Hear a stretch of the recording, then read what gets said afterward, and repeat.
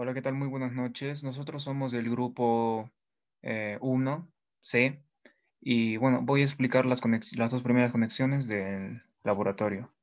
Voy a poner un poco de zoom para que se vea bien. Ahora, aquí tenemos una fuente de poder, de alimentación. Tenemos aquí una interfaz de adquisición de datos y un transformador. Bueno, lo primero que podemos observar acá arriba es que tenemos eh, dos conexiones que sería en alta y acá abajo que sería en baja tensión. Y bueno, para explicarle, estos son los cuadros que nos salían variando el voltaje. Acá pondríamos un multímetro y cada vez que variamos el voltaje, eh,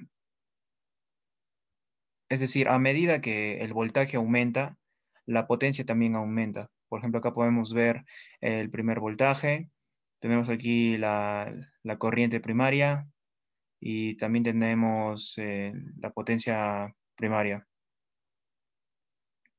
Y acá, esto es dependiendo del cuadro.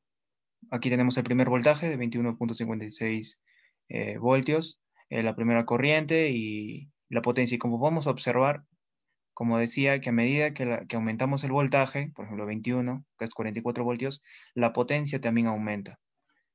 Bien, ahora explicaré el segundo cuadro. A ver, un momentito. A la conexión. Ya, bien. Este es el ensayo de cortocircuito, ¿no? La única diferencia es que en la anterior conexión nos pedían, perdón, en la conexión del ensayo nos pedían la tensión 1 y la tensión 2, es decir, la tensión del primario y del primario y del secundario.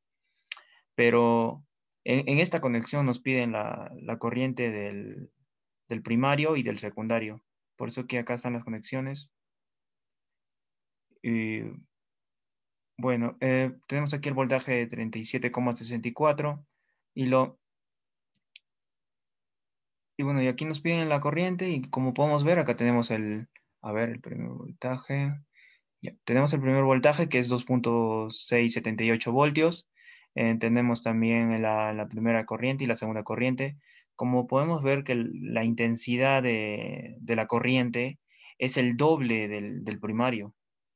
Y lo mismo ocurre con, con el segundo cuadro. Podemos ver que aumentamos el voltaje, la corriente aumenta y la segunda corriente, la segunda intensidad de corriente también aumenta, pero el doble.